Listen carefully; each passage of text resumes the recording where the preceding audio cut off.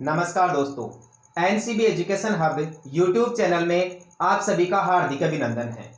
आज की क्लास की शुरुआत दोस्तों मोटिवेशन की दो पंक्तियों से करते हैं। बात करते हैं दोस्तों मंजिल प्राप्त करने की, यानी सफलता हासिल करना। दोस्तों यदि इतना आसान काम होता तो ये हर किसी को मिल जाती।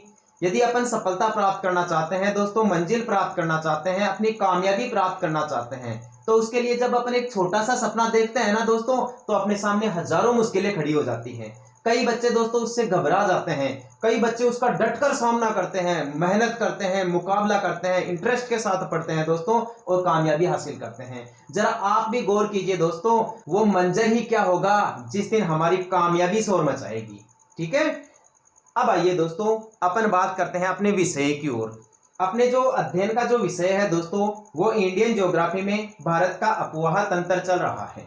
और भारत के अपवाह तंत्र में अपन सिंधु और सिंधु की सहायक नदियां पढ़ रहे हैं। इससे जो पिछली क्लास हुई है दोस्तों, उसमें मैंने आपको सिंधु नदी अपवाह तंत्र को सामान्य दृष्टि से बताया है, यानी भारत के मानचित्र में उसका स्वरूप दिखाया है दोस्तों आपको कि किस प्रकार ये तिब्बत से निकलकर भारत में से बहती हुई पाकिस्तान में जाके अरब सागर में गिर जाती है। आज दोस्तों अपन सिंधु और सिंधु की सहायक नदियों की विस्तार से चर्चा करने जा रहे हैं। पढ़ रहे हैं दोस्तों सिंधु नदी, सिंधु और इसकी सहायक नदियां, सिंधु और इसकी सहायक नदियां। बहुत ही गजब का टॉपिक है दोस्तों ये, कंपटीशन एग्जाम्स को ध्यान में रखते हुए। ऐसे मान लीजिए दोस्तों आरआरबी और एसएससी डिपार्टमेंट के लिए तो सिंधु और सिंधु की सहायक नदियां फेवरेट रही हैं। ठीक है, अब दोस्तों सिंधु और सिंधु की सहायक नदियों के मामले में या नदियों के बारे में आपसे क्या क्वेश्चन पूछे जाएंगे। प्रत्येक नदी के बारे में दोस्तों 7 से 8 प्रकार के क्वेश्चन पूछे जा सकते हैं। और वो क्वेश्चंस किस प्रकार के पूछे जाते हैं ये देख लीजिए आप। सबसे पहले किसी भी नदी के बारे में दोस्तों एक क्वेश्चन पूछा जाता है उद्गम स्थल को लेकर। कहां से पूछा जाता है? उद्गम स्थल को लेकर। उद्गम स्थल क्या होता है? नदी का ऐसा स्थान जहां से नदी निकलना प्रारंभ होती है, उस स्थान को दोस्तों नदी का उद्गम स्थल कहते हैं। दूसरा क्वेश्चन पूछा जाता है दोस्तों संगम स्थल को लेकर। संगम या दोस्तों इसे मुहाना भी कहते हैं। संगम या मुहाना क्या होता है? ऐसा स्थान दोस्तों जहां नदी समाप्त हो जाती है या किसी बड़ी नदी में जाकर मिल जाती है, तो उस स्थान को दोस्तों उस नदी का संगम या मुहाना कहा जाता है। जैसे सिंधु नदी अरब सागर में जाके गिरती है तो अरब सागर सिंधु नदी का मुहाना हो गया। जैसे चिनाब नदी, व्यास नदी, सतलज नदी ये सिंधु नदी में जाकर मिलती है, तो चिनाब, व्यास और सतलज के लिए सिंधु उनका मुहाना हो गया या संगम स्थल हो गया। नदी के बारे में दोस्तों तीसरा क्वेश्चन पूछा जाता है लंबाई के बारे में। किसके बारे में पूछा जाता है? लंबाई के बारे में कि नदी की लंबाई कितनी है। यदि कई देशों में बह रही है तो नदी की टोटल लंबाई पूछ लेगा। यदि केवल भारत में बह रही है तो भारत में नदी की लंबाई पूछ लेगा। या कई देशों में बह रही है और थोड़ा सा भारत में बह रही है तो भारत में कितनी दूर बह रही है उस लंबाई के बारे में आपसे बात कर ली जाएगी।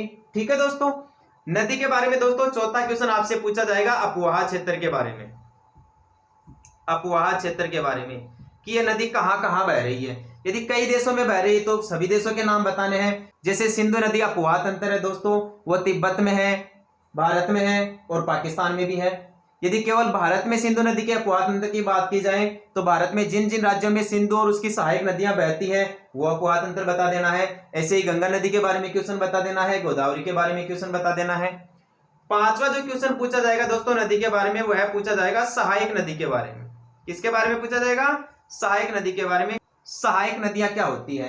ऐसी नदियां जो एक मुख्य नदी में लाके जल डालती हैं। तो मुख्य नदी के लिए जल लाने वाली नदियां दोस्तों सहायक नदियां बन जाती हैं। जैसे झेलम, चिनाब, रावी, व्यास, सतलज ये सिंधु की सहायक नदियां हैं। ठीक है दोस्तों, छठवां क्वेश्चन पूछा जाएगा दोस्तों नदी पे कोई बांध बना हुआ है तो कि इस नदी पर कौन सा बांध बना हुआ है, या बांध के पास में जो जलाशय बन जाता है, जो झील बन जाती है, उसके बारे में क्वेश्चन पूछ लिया जाएगा। परीक्षा की दृष्टि से दोस्तों ये इंपॉर्टेंट क्वेश्चन है बांध वाला क्वेश्चन कि कौन सा बांध कौन सी नदी पर है, अक्सर ये पूछा जाता है। सातवीं जो बात आपसे पूछी जाएगी वो पूछ ली जाएगी दोस्तों कि कौन सा शहर कौन सी नदी पर है या कौन सा नगर कौन सी नदी पर है। तो इन सब बातों का दोस्तों आप ध्यान रखोगे। एक नदी के बारे में दोस्तों ये क्वेश्चन पूछे जा सकते हैं। नदी का उद्गम स्थल, संगम, उसकी लंबाई, उसका अपवाह क्षेत्र, उसकी सहायक नदियां, उसका बांध या झील और उस नदी पर स्थित शहर या नगर। एक आठवां क्वेश्चन पूछा जा सकता है दोस्तों आपसे नदी का विवादित विषय। क्या पूछा जा सकता है? नदी का विवादित विषय। कई बार क्या होता है दोस्तों, कई नदियां कई देशों के बीच में, कई राज्यों के बीच में जल बंटवारे को लेकर विवाद का विषय बन जाती है, तो क्वेश्चन पूछ लिए जाते हैं। जैसे तीस्ता नदी जल विवाद भारत और बांग्लादेश के बीच में रहा है, माही नदी जल विवाद राजस्थान और गुजरात के बीच में रहा है, सिंधु नदी जल समझौता भारत और पाकिस्तान के बीच में हुआ। ऐसे क्वेश्चन पूछ लिए जाते हैं। तो ऐसे ही देखते हैं दोस्तों अपन सिंधु और सिंधु की सहायक नदियों के बारे में टोटल डिटेल्स, कि एग्जाम्स में कोई भी क्वेश्चन छूट ना जाए। यदि आप ऐसा चाहते हैं दोस्तों, तो आपको इन सभी पॉइंटों को आधार बना के पढ़ना होगा। तो आइए दोस्तों अपन इन्हीं के आधार पे पढ़ते हैं। सबसे पहले देखते हैं सिंधु नदी का उद्गम स्थल। सिंधु नदी दोस्तों जिस स्थान से निकलती है उस स्थान का नाम है दोस्तों कैलाश मानसरोवर। उस स्थान का क्या नाम है? कैलाश मानसरोवर। यह है दोस्तों कैलाश मानसरोवर, कैलाश मानसरोवर। और कैलाश मानसरोवर स्थित है दोस्तों तिब्बत में। कहां स्थित है? तिब्बत में। और तिब्बत आप सब जानते हैं दोस्तों चीन देश के अंदर स्थित है, या चीन के अधिकार क्षेत्र में स्थित है। इसी कैलाश मानसरोवर पर्वतों से दोस्तों सिंधु नदी का उद्गम होता है बोखरचू हिमनद से। कौन से हिमनद से होता है दोस्तों? बोखरचू हिमनद से। ध्यान रखना, यदि एग्जाम में बोखरचू हिमनद नहीं आया ऑप्शन में, तो वहां पर लिखा हुआ आएगा सानो खयाबाब हिमनद। यानी सिंधु नदी सानो खयाबाब हिमनद या बोखरचू हिमनद से निकलती है, जो तिब्बत में कैलाश मानसरोवर में स्थित है। एक और बात ध्यान रखना, यहां दोस्तों इसे शेरमुख के नाम से भी जाना जाता है। तिब्बत में इसे किस नाम से जाना जाता है? शेरमुख के नाम से, या इसे दोस्तों संगी खंबान के नाम से भी जाना जाता है। किस नाम से जाना जाता है? संगी खंबान के नाम से जाना जाता है। ध्यान रखोगे, तिब्बत में दोस्तों इसे शेरमुख या संगी खंबान के नाम से जाना जाता है। अब यहां से दोस्तों देखिए इस प्रकार निकलती है यह आपकी सिंधु नदी। ये देख लीजिए दोस्तों, ये सिंधु नदी का प्रवाह क्षेत्र है। यह विश्व की दोस्तों बड़ी नदी द्रोणियों में शामिल है, इसलिए इसका स्वरूप बड़ा बना के पढ़ लेते हैं। जैसे नील नदी हो गई, गंगा नदी हो गई, अमेजन नदी हो गई, गोदावरी नदी हो गई दोस्तों, ऐसी नदियों में शामिल है, ब्रह्मपुत्र जैसी नदियों में सिंधु नदी। तो सिंधु नदी का उद्गम तो हो गया दोस्तों बोखरचू हिमनद। दूसरी बात देखिए, सिंधु नदी का संगम या मुहाना, वह स्थान जहां नदी जाके समाप्त हो जाती है, उस स्थान को दोस्तों नदी का संगम स्थल कहते हैं। यानी सिंधु नदी सागर में गिरते समय दोस्तों डेल्टा का निर्माण करती है। किसका निर्माण करती है?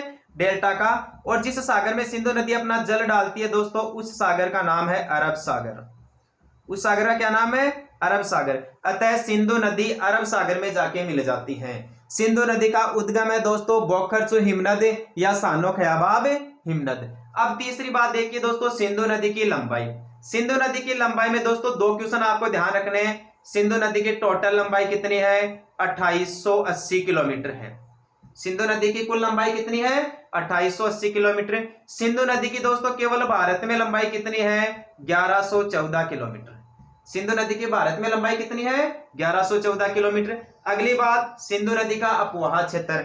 सिंधु नदी दोस्तों तिब्बत से निकलती है, भारत में बहती है और पाकिस्तान में बहती है। अतः तिब्बत, भारत और पाकिस्तान सिंधु नदी का अंतरराष्ट्रीय अपवाह तंत्र हो गया।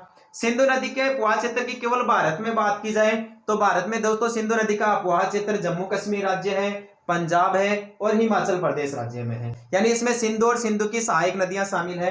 केवल सिंधु नदी भारत के कौन से राज्य में बहती है? तो जम्मू कश्मीर में बहती है, ये आप ध्यान रखोगे।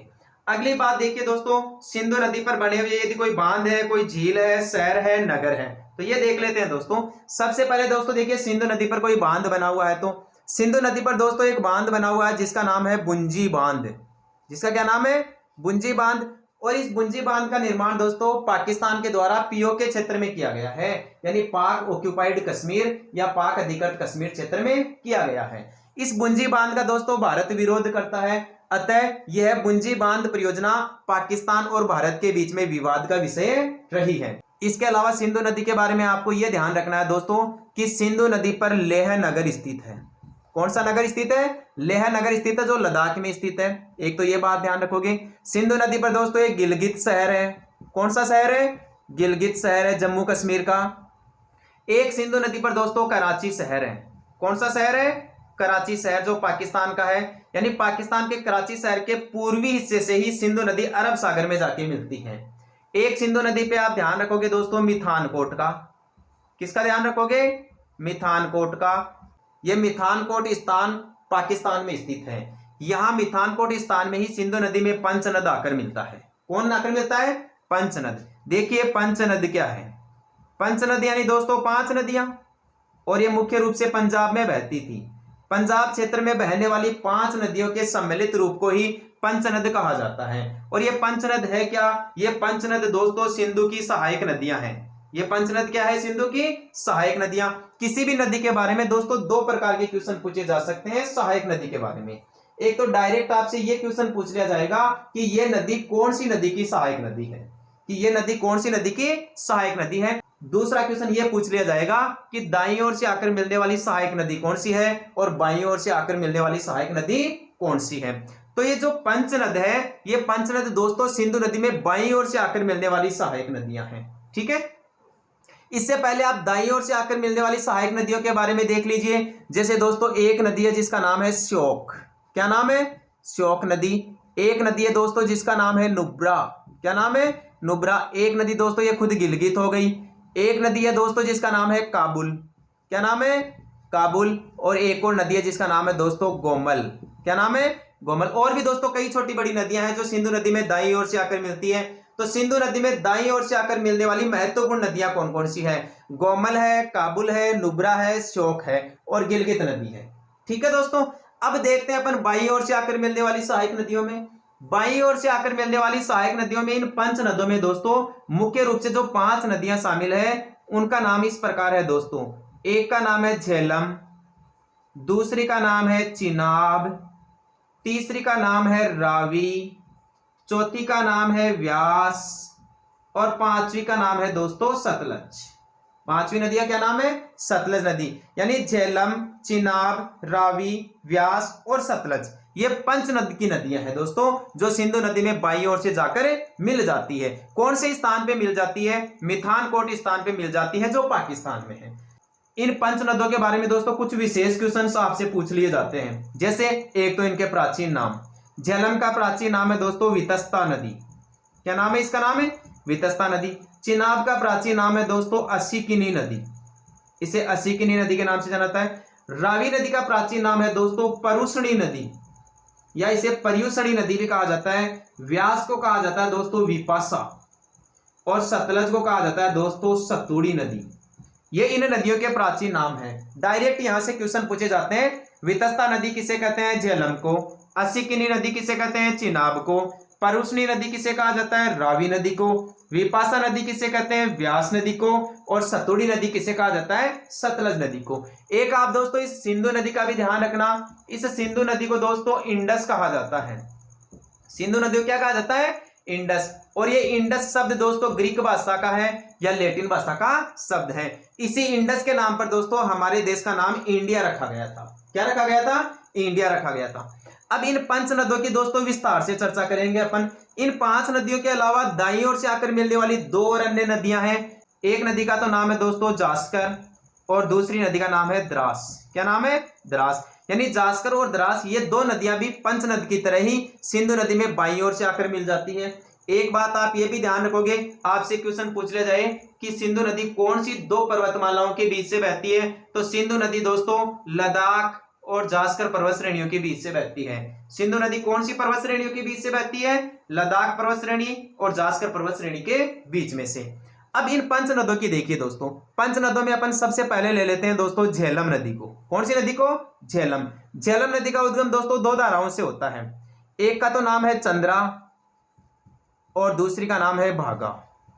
चंद्रा नदी रोहतांग दर्रे से निकलती है और भागा नदी दोस्तों बाड़ालाचे दर्रे से निकलती है। और ये दोनों स्थान दोस्तों भारत के हिमाचल प्रदेश राज्य में है। यानी कि हिमाचल प्रदेश में स्थित रोहतांग दर्रे से तो चंद्रा और बाड़ालाचा दर्रे से भागा सरिता निकलती है। और दोनों सरिताओं के मिलन से दोस्तों चिनाब नदी का निर्माण होता है। इस चिनाब नदी का विशेष बात ध्यान रखना, इस चिनाब नदी की लंबाई है दोस्तों 1180 किलोमीटर। चिनाब नदी की लंबाई कितनी है? 1180 किलोमीटर। और इस चिनाब नदी में दोस्तों झंग स्थान पर, कौन से स्थान पर? झंग स्थान पर दोस्तों इसमें एक और नदी आकर मिल जाती है जिसका नाम है झेलम। इस नदी का क्या नाम है? झेलम। और झेलम नदी निकलती है दोस्तों वेरीनाग स्थान से, जो भारत के जम्मू कश्मीर राज्य में है। यानी भारत के जम्मू कश्मीर राज्य में वेरीनाग स्थान से दोस्तों झेलम नदी निकलती है। और झेलम नदी का मुहाना कहां पर है? झंग स्थान पर है।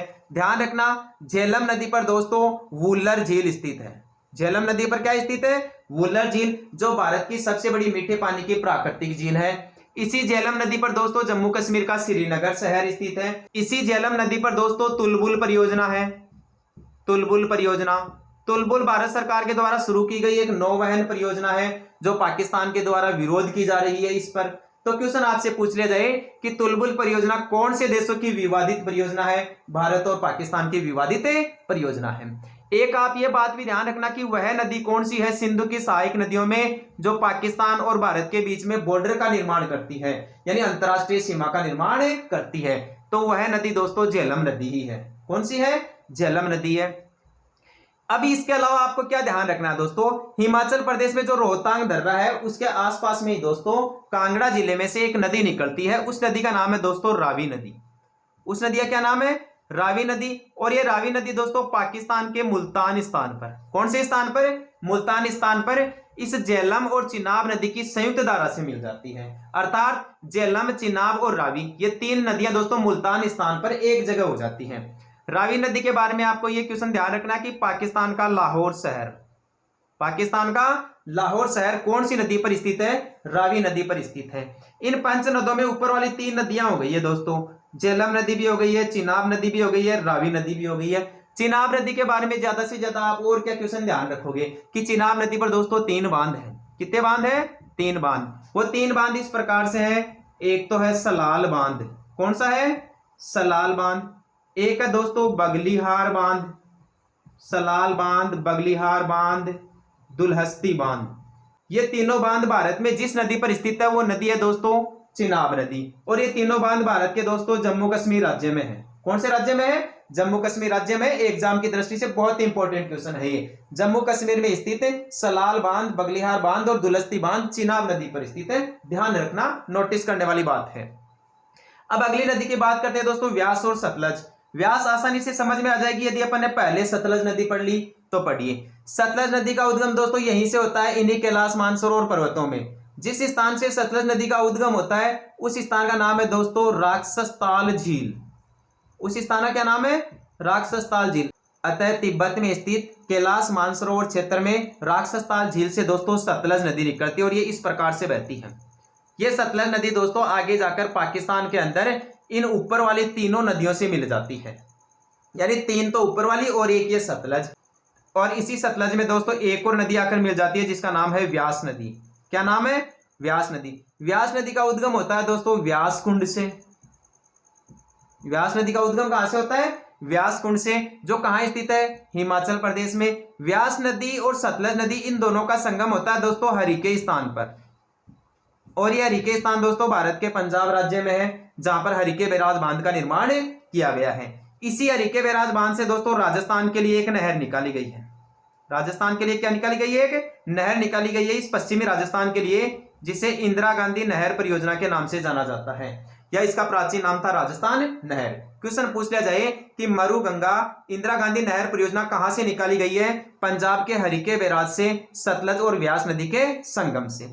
व्यास नदी का आप एक और क्वेश्चन ध्यान रखना। व्यास नदी एक तो दोस्तों कुल्लू घाटी में से बहती है। इसका दूसरा इंपॉर्टेंट क्वेश्चन यह है कि व्यास नदी पर दोस्तों हिमाचल प्रदेश में पोंग बांध है। कौन सा है? पोंग बांध। बहुत गजब का क्वेश्चन है। पोंग बांध कौन सी नदी पर है? व्यास नदी पर। कहां स्थित है? हिमाचल प्रदेश में। और पोंग बांध पर दोस्तों जो झील बनी हुई है, जो जलाशय बना हुआ है, उसे राणा प्रताप सागर या महाराणा प्रताप झील के नाम से जाना जाता है। रही बात दोस्तों सतलज नदी की। सतलज नदी के बारे में क्वेश्चन पूछ लिया जाए इसकी लंबाई को लेकर। सतलज नदी की लंबाई में दोस्तों आपको दो क्वेश्चन ध्यान रखने हैं। पहला क्वेश्चन, सतलज नदी की टोटल लंबाई है 1500 किलोमीटर। सतलज नदी की केवल भारत में लंबाई पूछ ली जाए आपसे तो 1050 किलोमीटर। अर्थात सतलज नदी की कुल लंबाई 1500 किलोमीटर है और भारत में लंबाई 1050 किलोमीटर। अब सतलज नदी पर बने हुए बांधों के बारे में भी क्वेश्चन पूछ लिया जाता है आपसे। सतलज नदी पर दोस्तों मुख्य रूप से दो बांध बने हुए हैं। एक बांध का नाम है दोस्तों नाथपा झाकड़ी बांध, नाथपा झाकड़ी बांध, और दूसरे बांध का नाम है दोस्तों भाखड़ा नांगड़ बांध, भाखड़ा नांगड़ बांध। आपसे क्वेश्चन पूछ लिया जाए कि भाखड़ा नांगड़ बांध कौन सी नदी पर स्थित है? सतलज नदी पर। कौन से राज्य में स्थित है? हिमाचल प्रदेश और पंजाब में स्थित है। नाथपा झाकड़ी बांध कहां पर स्थित है? हिमाचल प्रदेश में, सतलज नदी पर। नाथपा झाकड़ी बांध परियोजना दोस्तों भारत की एक जल विद्युत परियोजना है जबकि जो भाखड़ा नांगल बांध परियोजना है यह एक बहुउद्देशीय परियोजना है। बहुउद्देशीय परियोजना क्या होती है? नदी पर बांध बनाकर यदि उससे अनेक उद्देश्य पूरे किए जाएं तो उसे बहुउद्देशीय परियोजना कहते हैं। जैसे नदी पर बांध बनाकर उस जल का उपयोग सिंचाई में किया जाए, पेयजल में किया जाए, बिजली उत्पादन करने में किया जाए, उद्योगों को जल पहुंचाने के लिए किया जाए, मत्स्य पालन के लिए किया जाए, तो ऐसी परियोजनाओं को दोस्तों बहुउद्देशीय परियोजनाओं के नाम से जाना जाता है। भारत की बड़ी बहुउद्देशीय परियोजनाओं में शामिल है भाखड़ा नांगल बांध परियोजना। इस भाखड़ा नांगल बांध को दोस्तों पंडित जवाहरलाल नेहरू ने एक चमत्कारिक विराट वस्तु बताया है और बहुउद्देशीय परियोजनाओं को दोस्तों पंडित जवाहरलाल नेहरू ने आधुनिक भारत के मंदिर बताया है या मॉडर्न टेंपल ऑफ इंडिया के नाम से बताया गया है। ध्यान रखना आप, भाखड़ा नांगल बांध की ऊंचाई दोस्तों 225 मीटर के आसपास में है, जो भारत का एक ऊंचा बांध है। लेकिन यदि भारत के सबसे ऊंचे बांध की बात की जाए तो भारत का सबसे ऊंचा बांध दोस्तों टिहरी बांध है, जो उत्तराखंड राज्य में भागीरथी नदी पर स्थित है। ठीक है दोस्तों, ध्यान रखोगे आप? ठीक है। दूसरी बात आप ये ध्यान रखोगे दोस्तों कि भाखड़ा बांध तो कहां पर है? पंजाब में, और नांगल बांध कहां पर है? हिमाचल प्रदेश में। इस प्रकार दोस्तों यह है सिंधु और इसकी सहायक नदियों के बारे में टोटल कंटेंट। आप ध्यान से पढ़ लीजिए दोस्तों, मैंने बहुत ही अच्छे तरीके से पढ़ाया है, बढ़िया से बढ़िया आपको पढ़ाने की कोशिश की है, आपके समझ में आ गया होगा। ठीक है दोस्तों।